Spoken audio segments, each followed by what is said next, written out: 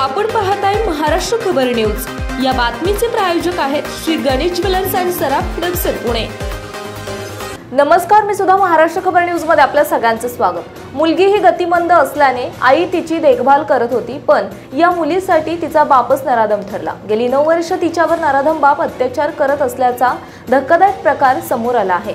याबाबत एका 43 वर्षाच्या महिलेने हडपसर पोलीस ठाण्यामध्ये फिर्याद दाखल केली आहे। त्यांची मुलगी सध्या 19 वर्षांची आहे। गतिमंद असल्याने ती घरीच असते। फिर्यादी महिला तिची काळजी घेत असतात।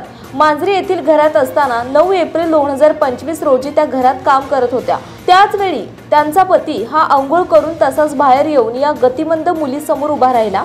या प्रकारामुळे मुलगी घाबरली। हा प्रकार पाहून फिर्यादी या आपल्या पतीला बोलल्या। त्यानंतर त्यांनी आपल्या मुलीला विश्वासात घेऊन विचारणा केली, तेव्हा त्यांना धक्काच बसला। त्या घरात नसताना तिचा पती आणि या मुलीचा बाप ही मुलगी अल्पवयीन असताना 2016 पासून तिच्यावर जबरदस्तीने शारीरिक संबंध करत असल्याचे तिने आपल्या आईला सांगितले। या प्रकाराने या माऊलीला धक्का बसला, तरीही तिने धीर धरून पोलिसांकडे धाव घेऊन आपल्या पतीविरुद्ध फिर्याद दिली। पोलिसांनी मुलीच्या बापाविरुद्ध पोक्सो अंतर्गत गुन्हा दाखल केला आहे। पोलीस उपनिरीक्षक अनिल बिनवडे तपास करतायत। आपण पाहताय महाराष्ट्र खबर न्यूज। या बातमीचे प्रायोजक आहेत Shri Ganesh jewellers and Saraf Hadapsar Pune.